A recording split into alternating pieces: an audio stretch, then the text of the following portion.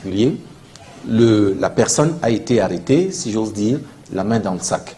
Parce que manifestement, on l'a trouvé dans un temps qui était relativement court par rapport au moment où l'infraction présumée est censée avoir été commise. Donc, on est bel et bien en hypothèse de flagrance. L'avantage du flagrant délit, c'est deux choses. C'est d'abord, premièrement, la mise à nu des éléments d'apparence de l'infraction.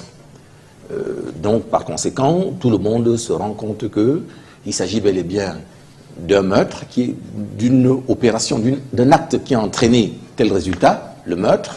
La victime est identifiée, le mode opératoire est également apparemment connu, identifié, et l'auteur, ou éventuellement les auteurs, peuvent également avoir été identifiés. Donc on est dans des éléments de l'apparence de l'ensemble de ce qu'on recherche habituellement en matière pénale.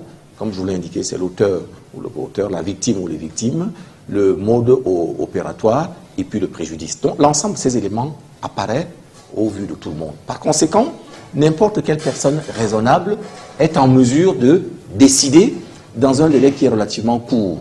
Au demeurant, ce délai est d'autant plus court qu'il est même abrégé, puisque quand on est en matière de flagrance, on se passe du formalisme qu'on a coutume d'exiger, c'est-à-dire par exemple un mandat pour faire venir quelqu'un, pour l'arrêter ou pour le placer éventuellement pas en détention provisoire, mais au moins pour le priver de liberté. On n'a pas besoin de tout ce formalisme-là. L'officier de police judiciaire qui constate une infraction, un crime ou un délit flagrant a la possibilité d'interpeller séance tenante l'auteur présumé, sans qu'il ait besoin d'abord d'aller passer par le procureur ou par le juge d'instruction. Donc tous ces éléments étaient réunis.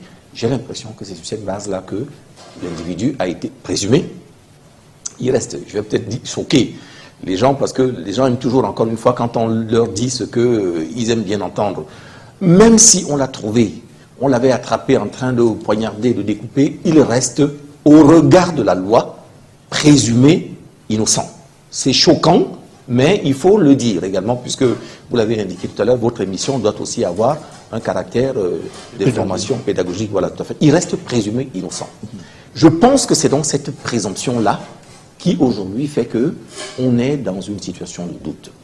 Parce que en droit pénal, vous avez deux éléments qui rentrent en matière de responsabilité pénale. Vous avez la culpabilité. Je ne vais pas rentrer dans les détails.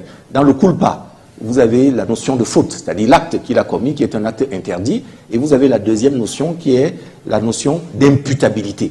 L'imputabilité, c'est le lien affectif invisible qu'il y a entre la personne et l'acte qu'il a commis.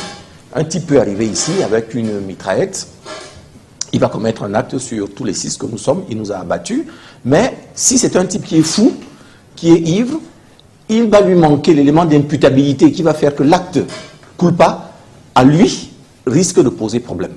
Donc je me demande si ce n'est pas cette zone-là qui est en train d'être explorée aujourd'hui pour chercher à savoir, puisque parmi les éléments de sa défense, il aurait allégué qu'il aurait perdu la réalité, mémoire.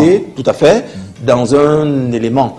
Bien. Sauf que là encore, je ne fais que vous donner des explications techniques. La dernière fois que je suis venu ici dans les mêmes conditions, j'ai essayé la même chose pour un autre cas.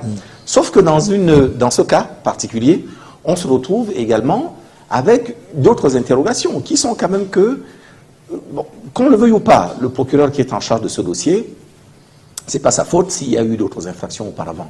Mais quand vous avez l'accumulation de choses qui sont en rapport avec les infractions pénales, qui finissent par s'agréger, l'opinion publique finit par se poser des questions. Et je pense que là-dessus, ce qu'on appelle l'ordre public me semble être menacé, de telle sorte que je pense qu'on aurait dû mettre en œuvre soit les moyens suffisamment importants pour régler ce problème, au-delà de du temps qu'il est pour la préservation de l'ordre public, parce qu'au jour où nous sommes, qu'est-ce qui empêcherait que des populations finissent un jour par descendre au commissariat, par commettre un acte qui est grave?